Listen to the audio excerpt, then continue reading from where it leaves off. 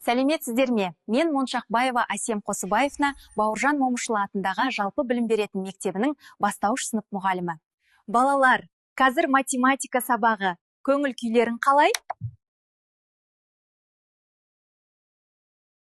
Тамаша ендеше, тамаша көңіл күймен сабағымызды бастаймыз. Балалар, мынау алма ағашы. Алма ағашында есептер берілген. Ағаштың жанында алмалар бар. Сендер есептерді дұрыс шығарып, дұрыс жауабын тапсаңдар, алманы ағаштың бұтағына орналастырасыңдар. Яғни есепті оқып, дұрыс жауабын тауып, бұтаққа алманы қою керек. Дұрыс шығарсаңдар, ағаш әдемі алмаларға толады. Ендеше балалар, есебімізді бастайық. 44-ке 13-ті қосқанда неше болады? 57 болады екен. 75-тен 25-ті азайтқанда қанша болады? Дұрыс айтасың, 50 болады. Жарайсыңдар балалар. Бүгінгі сабағымыздың тақырыбы екі таңбалы сандарды разрядтан аттамай жазбаша қосу және азайту. Сабағымыздың мақсаты екі таңбалы сандарды разрядтан аттамай баған түрінде қосуды және азайтуды үйрену. Бүгінгі сабақта есептерді разрядтан аттамай, яғни ондықтарды ондықтармен, бірліктерді бірліктермен қосып, азайтып, тез шығарып үйренесіңдер. Балалар, енді тапсырмаларға назар аударайық. Бірінші тапсырмада қосу мен азайтудың қалай орындалғанын түсіндір дейді.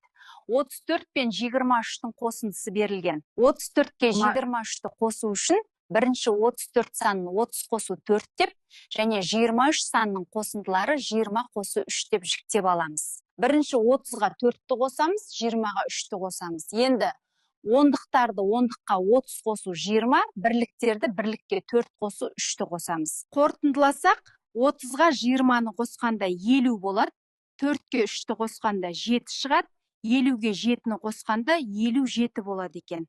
Балалар, келесі тапсырмада сандарды баған түрінде қосудың қалай орындалғанын түсіндір дейді. Ондық және бірлік берілген. Бірлікке бірлікті қосамыз, ондыққа ондықты қосамыз. 34 қосу 23. Бірліктерді қосамыз, 4-ке 3-ті қосамыз, 7 болады. Оны бірліктің астына жазамыз. Ондықтарды қосып, ондықтардың астына жазамыз. 3-ке 2-ні қосқанда 5 болады.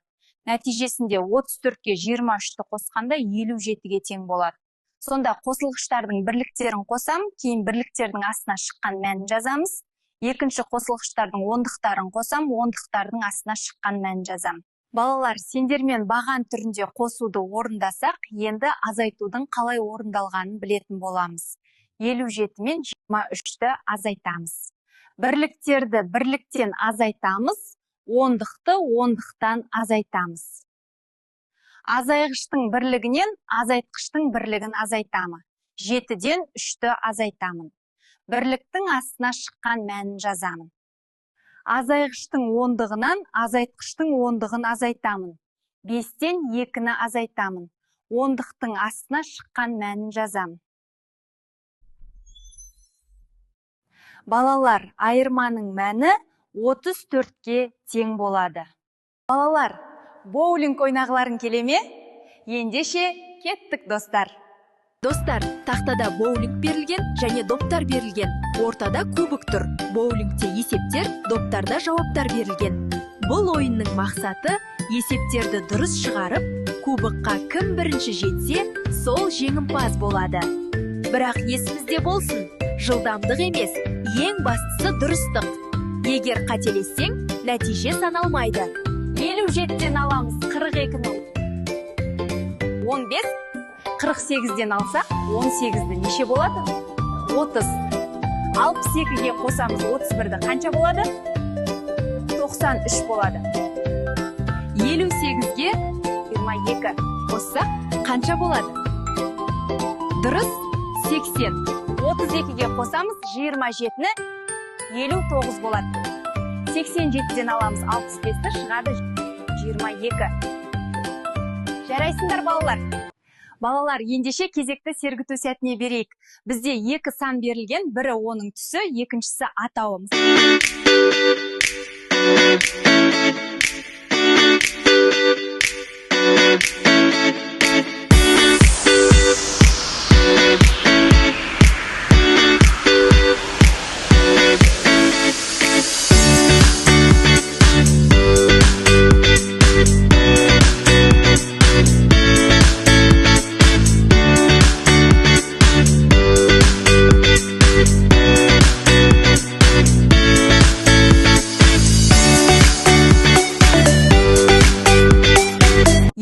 Қосу 16 жазу кезінде бірліктің астына бірлікті, ондықтың астына ондықты жазамыз.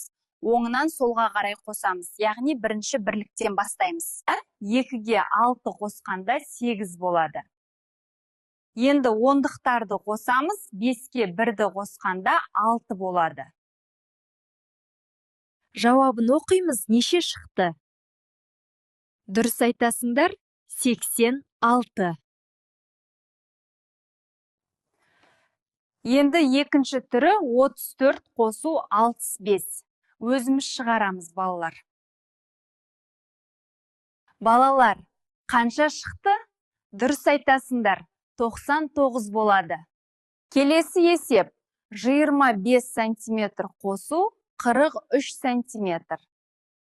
Балалар, есте сақтаңдар, есепте қандай өлшем бірлікпен берілсе, мәні сол өлшем бірлігі арқылы жазылады. Неше шықты? Дұрыс, 68 сантиметр шығады екен. Келесі тапсырма сөзді есеп. Күзгі демалыста мектебімізден 32 бала мұражайға, ал 11 бала циркке барды. Мұражай мен циркке барлығы неше бала барды? Балалар, бізге не белгілі, не белгісіз анықтап алайық. Есеп не туралы? Дұрыс, мұражай мен цирк туралы. Есепте не белгілі? Есепте мұражайға 32 бала және циркке 11 бала барғаны белгілі. Не белгісіз? Бізге барлығын табу керек. Барлығын табу үшін қандай амал қолданамыз? Қосу амалын қолданамыз. Дұрыс айтасыңдар, балалар. Есептің шартын жазып алдық, сұрағын қойдық. Енді шешуі.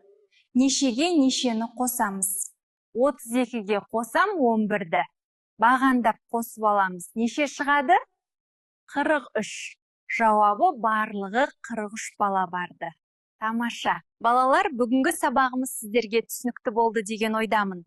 Сандар әлеміне саяхат жасайық. Кеттік. 14-ге 14 қосқанда неше болады? Иә, 28 болады. Келесі, 50-ден 10-ды алғанда неше болады? 40 болады екен. Жарайсыңдар? 24-ге қосамын 15, жауабы 39. 23-ге 11-ді қосқанда неше болады, балалар? Дұрыс айтасыңдар? 34 болады. Келесі, 43-тен 11-ді алғанда қанша болады? 32 болады екен. Жарайсыңдар, балалар. Келесі сиқырлы қорапша ойыны. Бұл ойында қорапша сыртындағы есепті дұрыс шығарып, жауабын табуымыз керек. 52-ге 16-ны қосқанда неше болады?